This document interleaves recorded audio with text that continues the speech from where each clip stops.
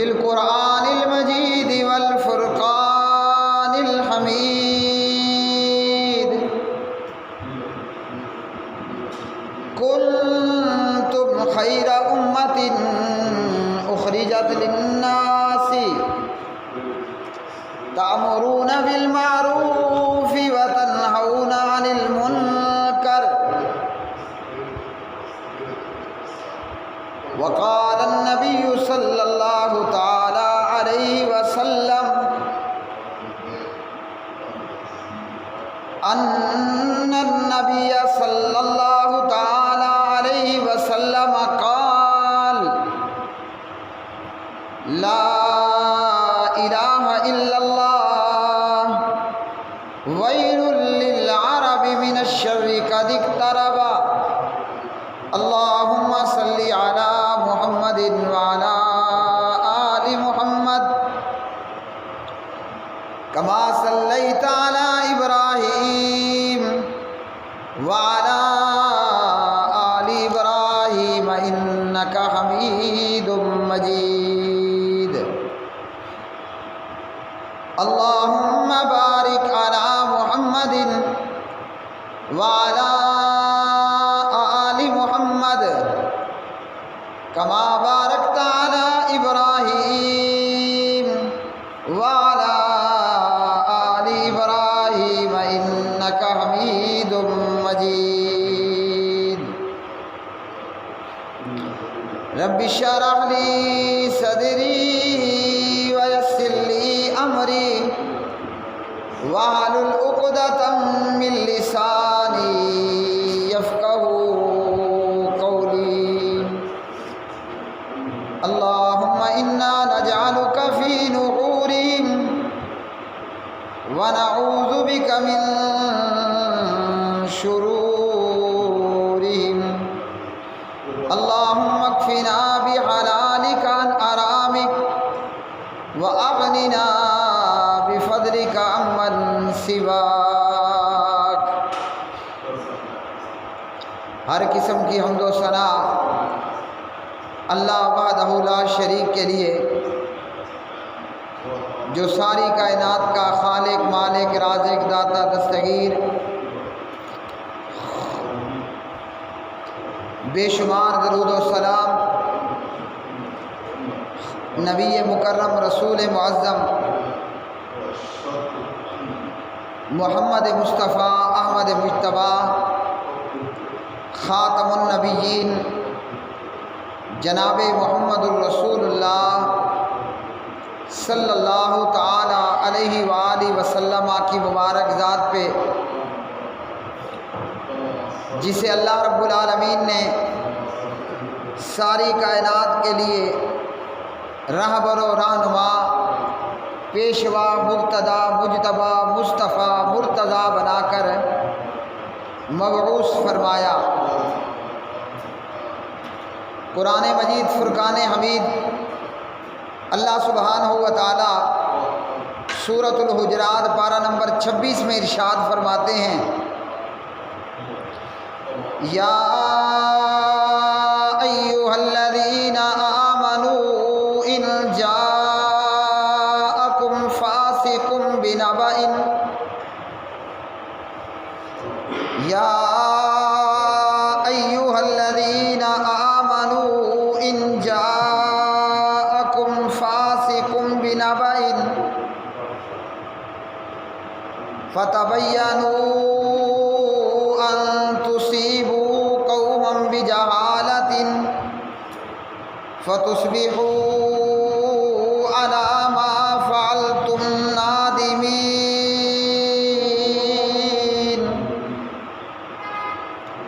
سورۃ الحجرات پارہ نمبر 26 ہے۔ اللہ رب الرحمن نے فرمایا، اے وہ لوگو جو ایمان لائے ہو، مطلب کلمہ پڑھنے والوں، ایمان کا دعویٰ کرنے والوں، جب تمہارے پاس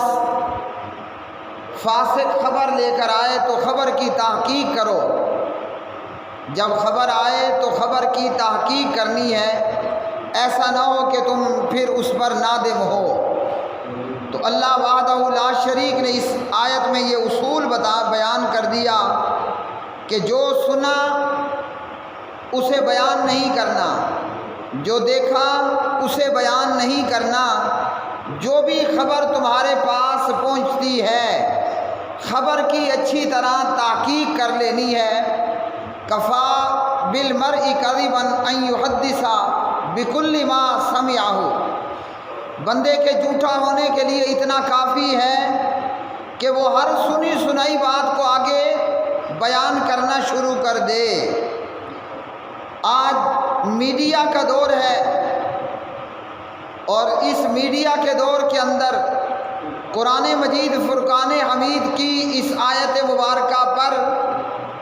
ہمیں اور زیادہ عمل پیرا ہونے کی ضرورت ہے۔ ویسے تو ہر دور کے لیے اللہ کا قرآن ہے، 1400 سال پہلے کے لیے بھی یہی حکم تھا، اور آج 1400 سال بعد بھی یہ حکم ہے، اور جب تک قیامت واقع نہیں ہو جاتی، یعنی قیامت کی دیوار تک کے لیے یہ حکم ہے کہ خبر کی تحقیق کرنی ہے۔ اور بندہ جب خبر کی تحقیق نہیں کرتا اور بے بنیاد خبریں نشر کرنا شروع کر دیتا ہے تو پھر بندے کو ندامت اور شرمندگی کا سامنا کرنا پڑتا ہے۔ اس میڈیا کے دور کے اندر جہاں پہلے جنگ اور جہاد تلوار اور گولے اور بارود کے ساتھ تھا، آج بھی ہے، وہیں پر میڈیا کے ذریعے بھی بڑی بڑی جنگیں لڑی جاتی ہیں۔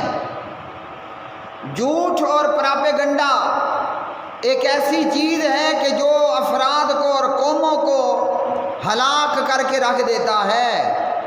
اور پیارے نبی علیہ الصلوۃ والسلام نے ہمیں کیا بتایا؟ اللہ کے رسول صلی اللہ علیہ وسلم نے فرمایا علیکم بالصدق، اپنے اوپر سچ بولنا لازم کر لو۔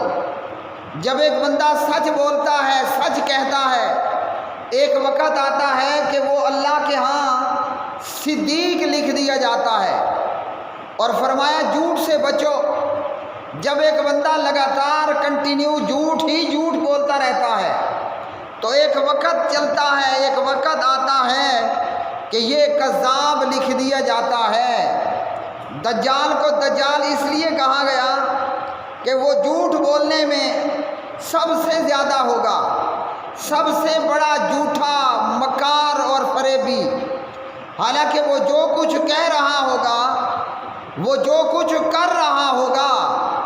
اس کا حقیقت سے کوئی تعلق نہیں ہوگا، لیکن وہ جھوٹ کو سچ بنا کر پیش کرنے کی کوشش کرے گا، اور بے وقوف اور احمق لوگ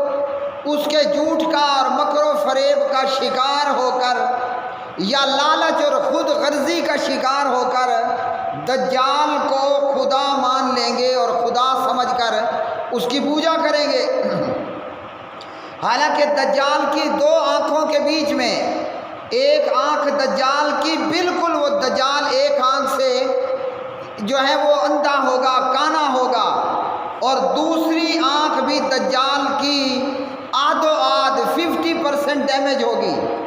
اور اس کی آنکھوں کے بیچ میں اس کا کافر ہونا لکھا ہوگا۔ لیکن دجال کا جھوٹ، اس کا دجل، اس کا فریب، اس کا دھوکہ اور اس کا دیا ہوا لالچ، وہ سینکڑوں، ہزاروں، لاکھوں، کروڑوں لوگوں کو اپنا شکار بنا لے گا۔ تو آج میڈیا کا دور ہے، ایک خبر چلتی ہے، اس خبر کا نہ کوئی سر ہوتا ہے نہ پیر، وہ چاہے میڈیا میں الیکٹرانک میڈیا ہے،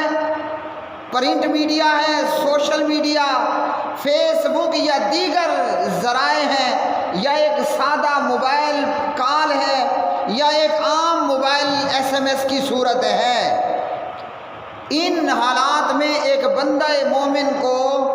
اور زیادہ اس بات کی ضرورت ہے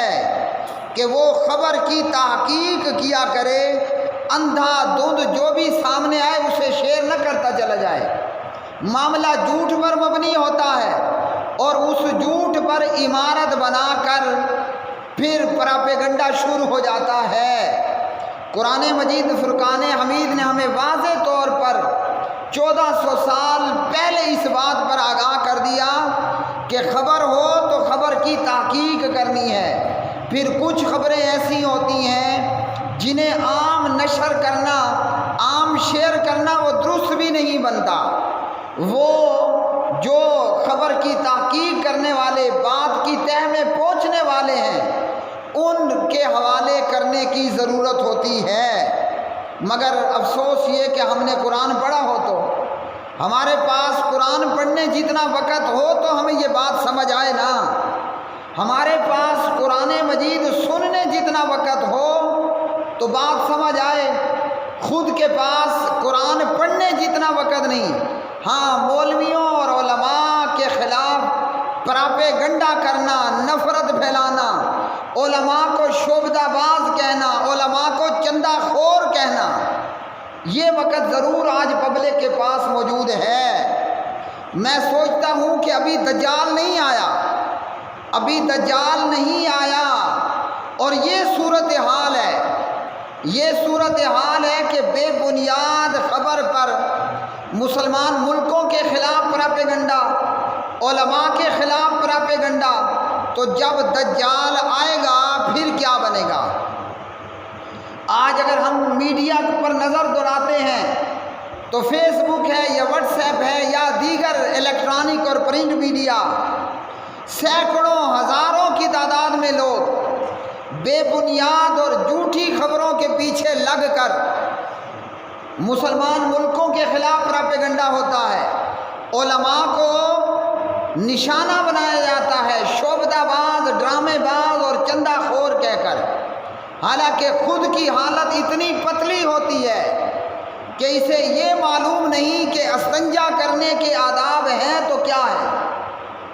اگر استنجا کرنے کے کوئی آداب ہیں تو وہ کیا ہیں،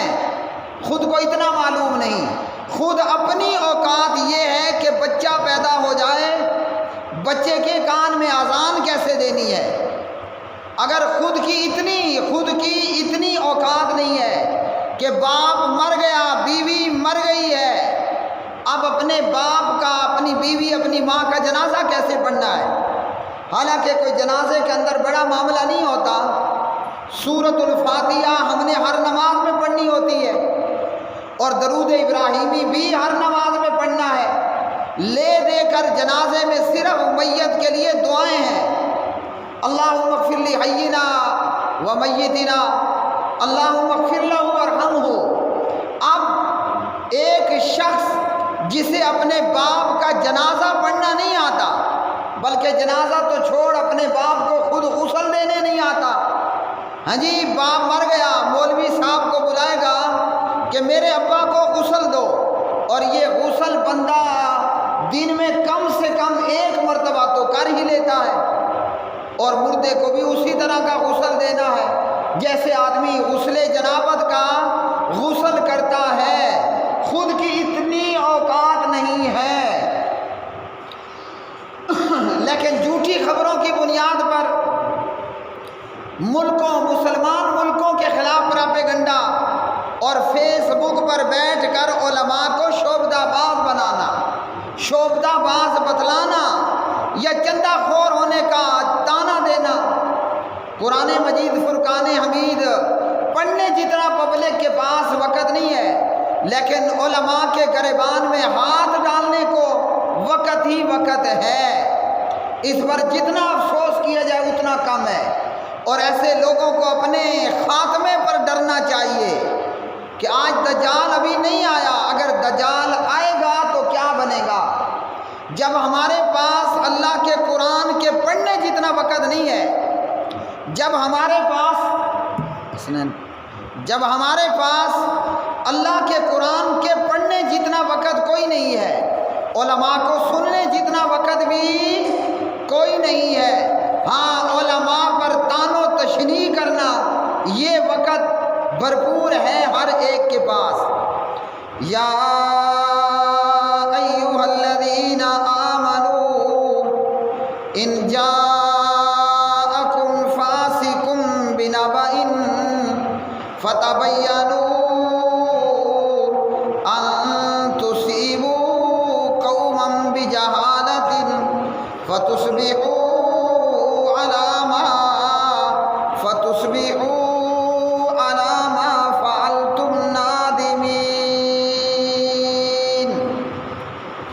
اللہ کے قرآن نے کہا کہ خبر کی تحقیق کیا کرو۔ یہ خبر کی تحقیق نہ کرنے کا نتیجہ تھا کہ جب سیدہ عائشہ صدیقہ طیبہ طاہرہ رضی اللہ تعالی عنہ پر تہمت لگائی جاتی ہے، عبداللہ ابن ابی ابن سلول منافق وہ اس تہمت کا سرغنہ تھا اور اس جھوٹی خبر کا چند سچے مسلمان بھی اس کا شکار ہو گئے۔ کیوں شکار ہوئے؟ کہ جو سنا وہ آگے بٹن مار کر پہنچا دیا، جو سنا وہ آگے شیئر کرنا شروع کر دیا۔ آج کے ان حالات کے اندر المملکہ العربیہ السعودیہ کے خلاف پراپیگنڈا، ہاں جی، اور اس پراپیگنڈے کے اندر سعودیہ یا عربوں کے لیے تباہی کی خبریں بیان کرنا، ایسے ضال اور مضل قسم کے مبلغ، ایسے ضال اور مضل مبلغ گمراہ ہیں اور لوگوں کو بھی گمراہ کرنے والے ہیں۔ المملکہ العربیہ السعودیہ یا عرب دنیا کے لیے پراپیگنڈا کرتے ہوئے یہ حدیث بیان کرنا کہ ویل للعرب من شر قد اقترب، عربوں کے لیے، عرب کے لیے تباہی ہے اس مصیبت اور آفت کی وجہ سے جو قریب آ چکی ہے، جو آنے والی ہے۔ میرے بھائیوں، آج کے اس خطبہ جمعہ میں بتاؤں گا کہ یہ حدیث کیا ہے اور کیا بتاتی ہے۔ حدیث کی راویہ حضرت زینب بنت جحش ہیں رضی اللہ تعالی عنہا، اور یہ حدیث صحیح بخاری کتاب و احادیث الانبیاء کے اندر 3346 نمبر پر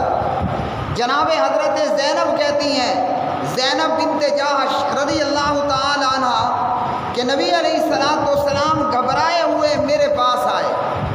زینب کہتی ہیں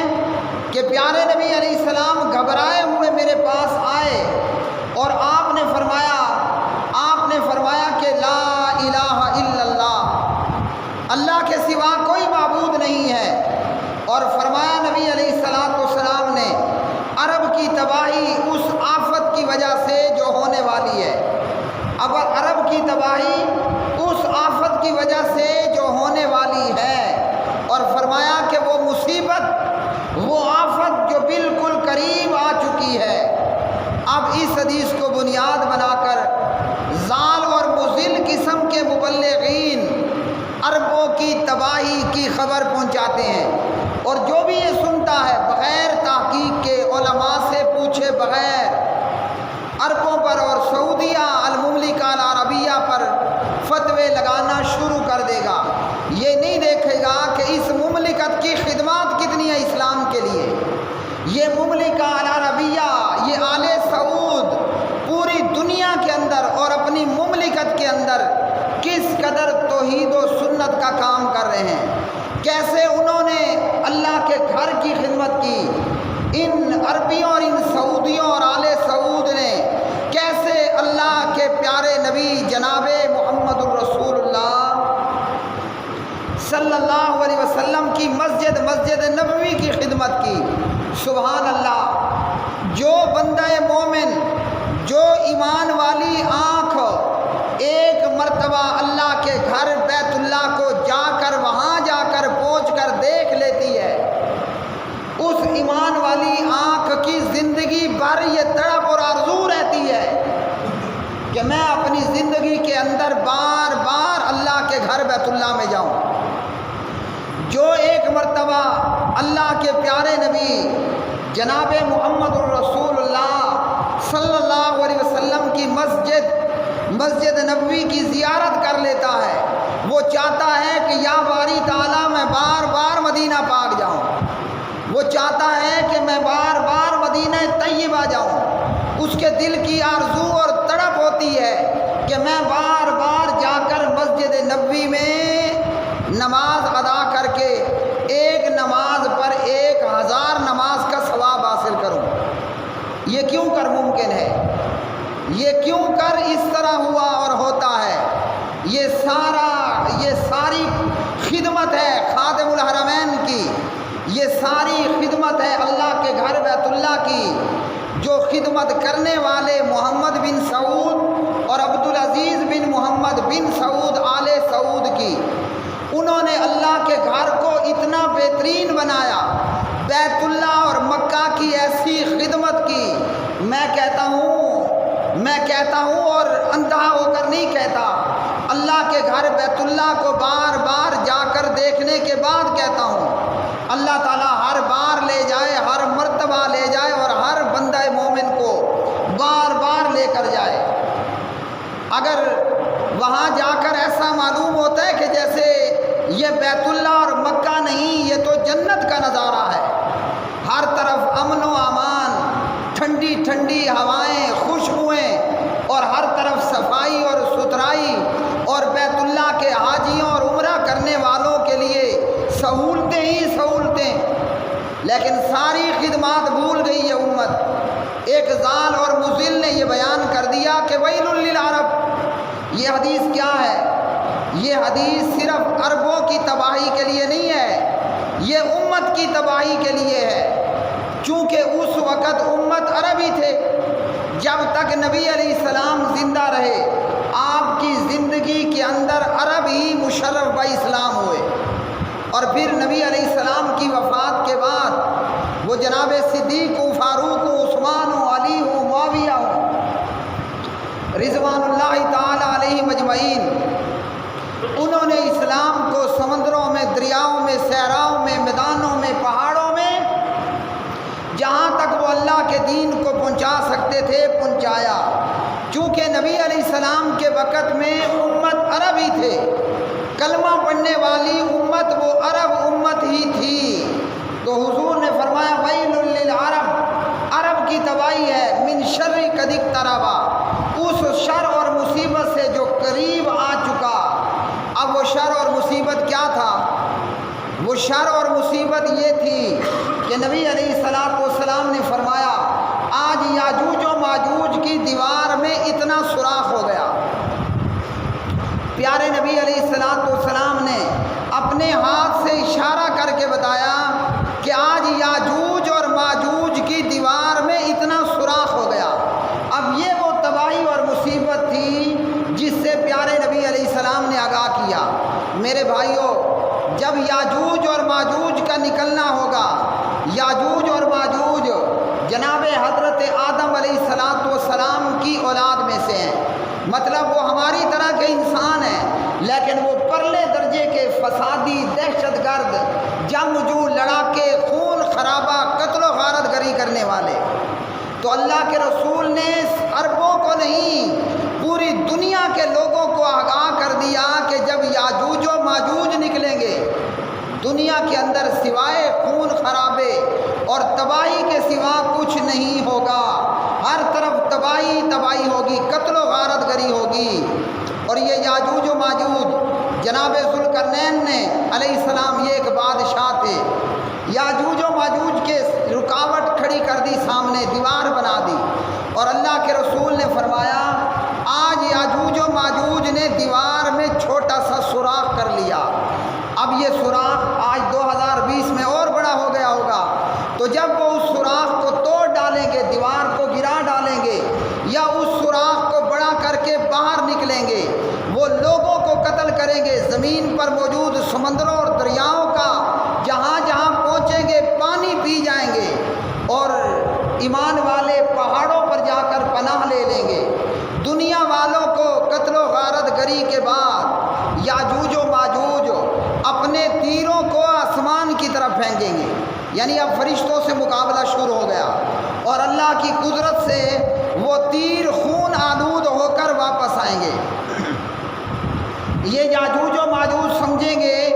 کہ ہم نے آسمان والوں کو بھی مار دیا، مطلب فرشتوں کو بھی مار دیا۔ حضرت عیسیٰ مسیح علیہ السلام کی دعا سے ان یاجوج و ماجوج کی گردنوں میں، ان یاجوج و ماجوج کی گردنوں میں پھوڑے نکلیں گے، کیڑے پڑیں گے، اور جس سے یہ سارے یاجوج و ماجوج ہلاک ہو جائیں گے۔ اب کیا یاجوج و ماجوج صرف عربوں پر حملہ آور ہوں گے؟ کیا اگر ہم آج کی بات کریں، کیا امریکہ صرف عربوں کا دشمن ہے؟ کیا اسرائیل فقط عربوں اور سعودیوں تو یہ کہیں کہ وہ ہمارے پرائم منسٹر کے سسرال ہے اس لیے ہمارا ماما یا چاچو ہوا ہمیں کچھ نہیں کہے گا، اس نے سب سے پہلے اگر ٹھوکنا ہے تو ایٹمی پاکستان کو ٹھوکے گا۔ اسرائیل یا امریکہ صرف عربوں اور سعودیوں کا دشمن نہیں ہے، وہ ہر کلمہ پڑھنے والے کا دشمن ہے۔ یاجوج اور ماجوج تباہی ہے صرف عربوں کے لیے نہیں، وہ دنیا کے ہر انسان کے خون کے پیاسے ہوں گے۔ یاجوج و ماجوج نے نہ کافروں کو چھوڑنا ہے نہ مسلمانوں کو چھوڑنا ہے، الا یہ کہ جو پناہ لے کر پہاڑوں پہ چڑھ گیا اور بچ گیا۔ تو پیارے نبی علیہ السلام نے اس حدیث میں عرب کی تباہی بتا کر یہ بتایا کہ یاجوج و ماجوج وہ دنیا والوں کے لیے تباہی ہوں گے۔ اب ویل للعرب من شر قد اقترب، وہ عربوں کی نفرت میں بیان کرنا یہ سوائے جاہل اور اجل کے کسی اور کا کام نہیں ہو سکتا۔ المملکہ العربیہ سعودیہ، ان کی اسلامی دنیا پر اور مسلمانوں پر بہت ساری خدمات، اللہ کے دین کے لیے بڑی خدمات، لیکن پراپیگنڈا اپنی عروج پر ہوا اور اللہ نے جھوٹوں کو رسوا کیا، اور اس المملکہ العربیہ سعودیہ نے بھی اعلان کیا کہ ہمارا UAE سے کوئی لینا دینا نہیں ہے، نہ ہم نے اسرائیل کو تسلیم کیا نہ ہم اسرائیل کو تسلیم کرنے والے ہیں۔ محمد بن سعود جو المملکہ العربیہ سعودیہ کے بانی تھے،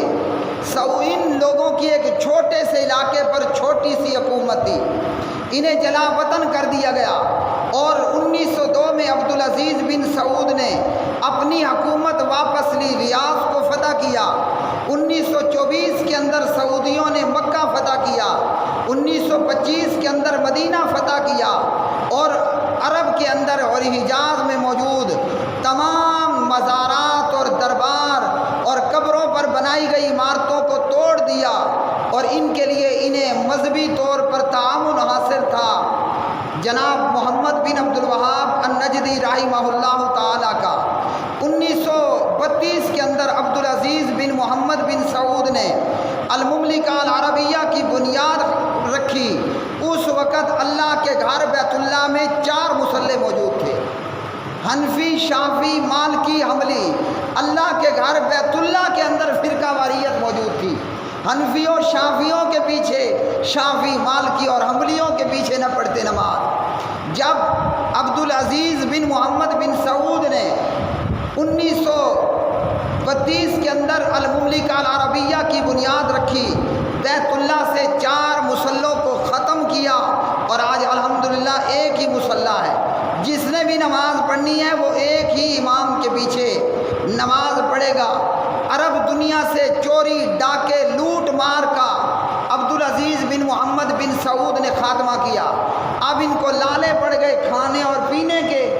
ان کو پرابلم اور مشکل پیش آئی معیشت کی، تو 1936 کے اندر عبدالعزیز بن محمد بن سعود نے، سعودی حکومت نے تیل کی تلاش شروع کی، اور اللہ نے 1939 کے اندر اس مملکت کو تیل کی دولت سے مالا مال کیا، اور انہوں نے اللہ کے گھر کی خدمت کی، اللہ کے پیارے نبی جناب محمد الرسول اللہ صلی اللہ علیہ وسلم کی خدمت کی، اور شاہ فہد قرآن کمپلیکس سے پوری دنیا میں عربی، اردو، فارسی، سندھی اور انگلش میں قرآن مجید کے تراجم کر کے پوری دنیا کے اندر اللہ کے قرآن کو عام کیا۔ نتیجہ یہ ہے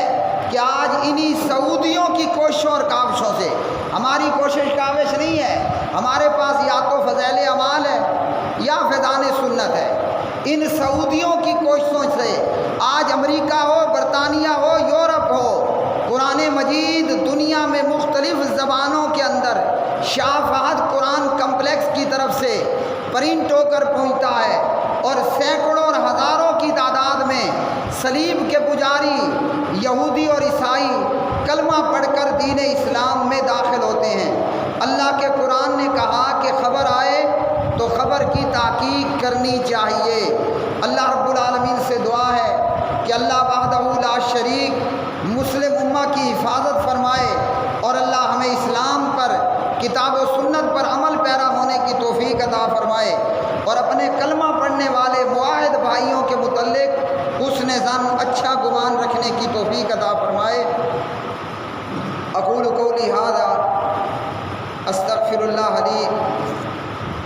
ولکم ولسائر المسلمین والمؤمنین.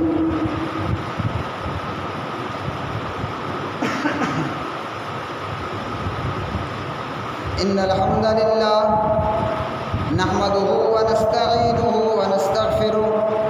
ونعوذ باللہ من